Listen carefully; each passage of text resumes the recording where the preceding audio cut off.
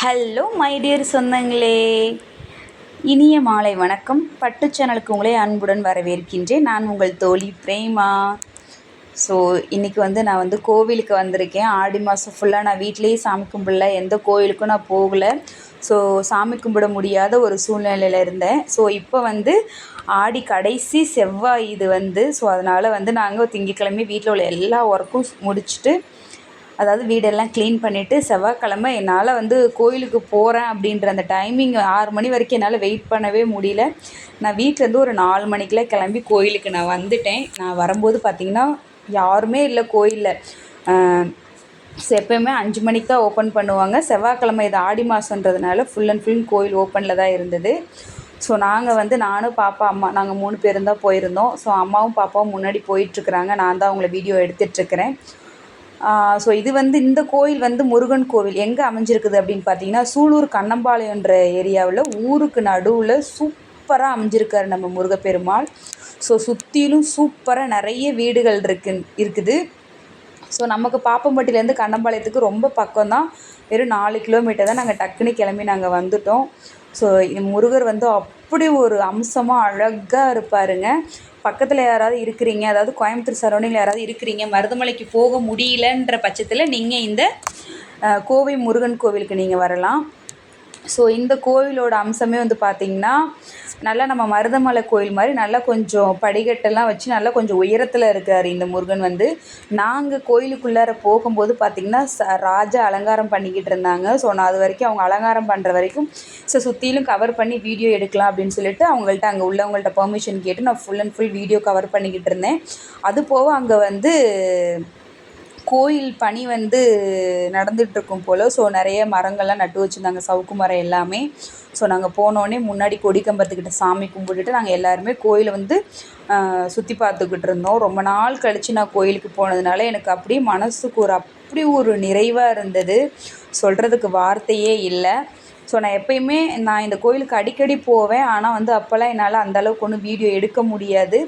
But நேற்று permission கேட்டதுனால நான் ஃபுல் அண்ட் ஃபுல் எல்லாமே வீடியோ எடுத்து வச்சுருக்கிறேன். நான் முருகப்பெருமாளை தரிசித்த மாதிரி நீங்களும் என்னோடய வீடியோ பார்த்து அவரோட அருளை பெற்றுக்கோங்க. கண்டிப்பாக உங்களுக்கும் அவரோட ஆசீர்வாதம் கண்டிப்பாக எப்போயுமே உண்டு. ஸோ இந்த முருகன் கோவில் சொல்கிறதுக்கு வார்த்தையே இல்லைங்க. அவ்வளோ அழகாக இருக்கும். சுற்றிலும் மரங்க, நிறைய வீடுங்க, கோயிலை சுற்றி நிறைய வீடுகள் இருக்குது. ஸோ இந்த கோயிலுக்கு நேராக ஆப்போசிட்டில் லெஃப்ட் சைடில் பார்த்தீங்கன்னா ஒரு கிறிஸ்டின் கோயில் ஒன்று இருக்குது. ஸோ இது எப்படின்னா, இம்மதம் எம்மதம் சம்மதம் அப்படின்ற மாதிரி ஒரு ஊருக்கு மத்தியில் இது இருக்குது. ஸோ அந்த பக்கம் கிறிஸ்டின் கோயில் சர்ச் இருக்குது, இந்த பக்கம் முருகப்பெருமாள் இருக்கிறாங்க. ஸோ அதனால் நம்ம தான் இன்னமும் ஜாதி மதம் அப்படின்னு சொல்லி பார்த்துட்ருக்குறோம். பட் கடவுளுக்கு எல்லாமே நம்ம சாமி கும்பிடும்போது எல்லா சாமியும் நம்ம நல்லா இருக்கணும்னு வேண்டிக்கிட்டு தான் நம்ம சாமி கும்பிடணுமே தவிர, என்னோடய சாமி அது, என்னோடய சாமி இது, இதை நான் கும்பிட மாட்டேன் அப்படிலாம் தயவுசெய்து யாருமே சொல்லாதீங்க. எல்லாமே நம்மளை பொறுத்த வரைக்கும் கடவுள் தான், சரிங்களா? எல்லோரும் காப்பாற்றணும்னு வேண்டிக்க வேண்டியதான், அவ்வளோதான் என்னை பொறுத்த அளவுக்கு. ஸோ எனக்கு நான் கோவிலுக்கு வரும்போது எப்போயுமே நான் வேண்டிக்கிறது, கடவுளே எல்லோரும் நல்லா இருக்கணும் சாமி, எல்லோரும் காப்பாற்றுங்க அப்படின்னு சொல்லி தான் நான் வேண்டிக்குவேனே தவிர, எனக்காக மட்டும் நான் எப்போயுமே வேண்டிக்க மாட்டேன் நான். அதே மாதிரி தான் இன்றைக்குமே நான் கோவிலுக்கு போன உடனே ரொம்ப ரொம்ப மன நிறைவாக உட்காந்து அவ்வளோ அமைதியாக நான் சாமி கும்பிட்டுட்டு வீடியோவும் எடுத்துக்கிட்டு இருந்தேன். ஆனால் பூஜைக்கு அங்கே ரெடி பண்ணிகிட்டு இருந்தாங்க. நாங்கள் தேங்காய் பழம் உடைக்கக்கூடாது, அதனால் நான் வெறும் பூ மட்டும்தான் வாங்கிட்டு போயிருந்தேன் கோவிலுக்கு. ஸோ நான் பூ மட்டும் கொடுத்து தான் அர்ச்சனை பண்ணினேன். இது நாங்கள் உள்ளார சாமி பார்க்குறதுக்கு முன்னாடியே நாங்கள் கோயிலை சுற்றி பார்த்துட்டு வீடியோ எடுத்துக்கிட்டு இருந்தேன் நான். அதுக்கப்புறம் தான் அங்கே சாமிக்கு ராஜ அலங்காரம் பண்ணி முடிச்சதுக்கப்புறம் தான் நாங்கள் தான் ஃபஸ்ட்டு தரிசனமே ஈவினிங் நாங்கள் தான் ஃபஸ்ட்டு போய் தரிசனம் பண்ணோமே முருகரை. ஸோ அவ்வளோ ஒரு அமைதியாக எந்த ஒரு டிஸ்டர்பன்ஸும் இல்லாமல் கோவில் அப்படி ஒரு அமைதியாக இருந்ததுங்க. நான் சொன்னேன் இல்லைங்களா, கிறிஸ்டின் சர்ச் இருக்குதுன்னு சொல்லி, அங்கே பாருங்கள் சர்ச் இருக்குது. நான் நல்லா ஜூம் பண்ணி எடுத்துருக்கிறேன். இதை சுற்றி இருக்கிற வீடு எல்லாமே பார்த்திங்கன்னா பெரிய பெரிய மாடி வீடெல்லாம் இல்லை, அந்த காலத்தில் உள்ள ஓட்டு வீடு, அப்புறமா இந்த சிமெண்ட்டு போட்ட வீடு தான் இருக்குது. ஸோ அவ்வளோ அழகாக இருந்தது. ஓட்டு வீடெல்லாம் பார்க்கும்போதே அவ்வளோ அழகாக இருந்தது.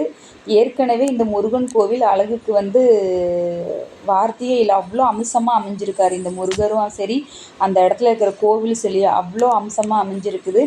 அது போக இன்னுமே அந்த கோயிலை வந்து மேலும் மேலும் இன்னும் அழகுபடுத்தணுன்றதுக்காக இன்னும் நிறைய வேலைப்பாடுகள் செஞ்சு கொண்டே இருக்குன்றாங்க. நான் கேட்டேன் எங்கள் முன்னாடி ஐயர்கிட்ட, கொஞ்சம் முன்னாடியெல்லாம் வந்து ஆல்ட்ரேஷன் பண்ணிக்கிட்டு இருக்கிறோமா அப்படின்னு சொன்னாங்க. ஸோ நல்லபடியாக முடியணும், கோயில் ஒர்க் எல்லாமே நல்லபடியாக முடியணும். இதோ பாருங்கள், முருகரை தரிசனிக்க ஒரு டைம் வந்துடுச்சு. ஸோ ஒரு ஸ்க்ரீனெல்லாம் ஓப்பன் பண்ணி நான் தான் ஃபஸ்ட்டு போய் பூ கொடுத்து, நாங்கள் தான் எங்களோட ஃபேமிலி தான், நாங்கள் தான் போய் ஃபஸ்ட்டு சாமி கும்பிட போகிறோம். ரொம்ப நாள் கழித்து முருகரை பார்க்கும்போது நிஜமாக சொல்கிறேன், எனக்கு வார்த்தையே இல்லை. அவரை பார்த்தோன்னா நான் என்ன வேண்டிக்கின்னு கூட என்னால் வார்த்தைகளே இல்லாமல் போச்சு. அவரை பார்த்தோன்னே நான் மெய் மறந்து பார்த்துக்கிட்டு இருந்தேன். நான் ஃபோன் ஒரு கையில் வச்சுருந்தாலும் இன்னொரு கையில் வந்து பார்த்திங்கன்னா எனக்கு கையெடுத்து கும்பிட முடியாமல் ஒரு நிலைமை. அதுவும் இல்லாமல் எனக்கு வார்த்தையே இல்லை. அவரை பார்த்தோன்னே அப்படியே ஏதோ பல நாள் பார்க்காம இருந்து பார்த்த ஒரு திருப்தி இருக்கும் தெரியுங்களா, நம்மளை அவரை பார்த்தோன்னே ஒரு சந்தோஷம், அந்த மாதிரி இருந்தது எனக்கு. அவர் அந்த ராஜ அலங்காரத்தில் பார்த்த உடனே அப்படி மனசுக்கு ஒரு நிறைவாக இருந்தது. ஸோ ரொம்ப நாள் கழித்து ரொம்ப அமைதியாக ஒரு பீஸ்ஃபுல்லாக உட்காந்து ரிலாக்ஸாக சாமி கும்பிட்டுட்டு, நான் எங்கள் அம்மா எங்கள் பாப்பா 3 பேர் ரொம்ப அமைதியாக ரிலாக்ஸாக சாமி கும்பிட்டு நாங்கள் ஒரு இடத்துல போய் உட்காந்துருந்தோம். அப்புறம் அடுத்தடுத்து ஆளுங்க வந்துகிட்டே இருந்தாங்க.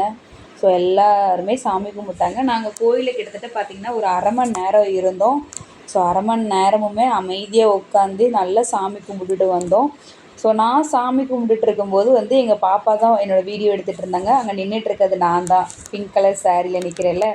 ஸோ அது நான் தான், என்னோடய முகம் தெரியாதுன்னு நினைக்கிறேன். அந்த பக்கம் அம்மா கோயிலை சுற்றி சாமி கும்பிட்டுட்ருக்குறாங்க. இந்த பெரிய மனுஷி இருக்காங்க இல்லை, நம்ம வீட்டில் ஒரு பெரிய மனுஷி, அந்த மனுஷி தான் என்னை வந்து வீடியோ எடுத்துகிட்ருக்குறாங்க. ஸோ வர அவங்களுமே வந்து ஒரு ஃபோட்டோகிராஃபராக ஆகிட்டுருக்குறாங்க. ஸோ பயங்கரமாக வீடியோலாம் எடுக்க ஆரம்பிச்சிட்டாங்க, நல்லா பேச ஆரம்பிச்சிட்டாங்க. ஸோ வருங்காலத்தில் அவங்க தான் நமக்கு வீடியோ எடிட்டிங்லாம் பண்ணி தருவாங்கன்னு நினைக்கிறேன், ஐ திங்க். பட்டு பண்ணுவாங்க. இப்போவே வீடியோ எடுக்கிறாங்க, ஓன் வாய்ஸ் கொடுக்குறாங்க, நிறைய விஷயங்கள் பண்ணுறாங்க மேடம் வந்து. ஸோ வருங்காலத்தில் நல்லா படிச்சுக்கிட்டு நல்ல புத்தியாக இந்த உலகத்தில் பொழைச்சிக்கிட்டாவே போதும். அவ்வளோதான். படிப்புன்றது வந்து நமக்கு நாலேஜ் இருந்தால் போதும். பெருசாக ஒன்றும் இருக்கணும் அப்படின்றது வந்து ரொம்ப எந்த அவசியமும் இல்லை. இங்கே படிக்காதவங்க தான் நல்லா சம்பாதிக்கிறாங்க. படித்தவங்க வந்து நாகரிகமே தெரியாமல் நடந்துகிட்ருக்காங்க. ஏன்னா நாடு அப்படி பின்தாங்கி போயிட்டுருக்குது. ஸோ நான் வந்து இந்த வீடியோ வந்து செவ்வாய்க்கிழமை எடுத்தது. ஸோ என்னால் வந்து இன்றைக்கி தான் அப்டேட் பண்ண முடியுது. அதாவது நான் இப்போது இதுக்கு வாய்ஸ் கொடுக்குற நேரம் வந்து பார்த்திங்கன்னா வெள்ளிக்கிழமை ஈவினிங் நைட்டு கொடுத்துட்ருக்கேன். தேங்க்யூ மக்களே.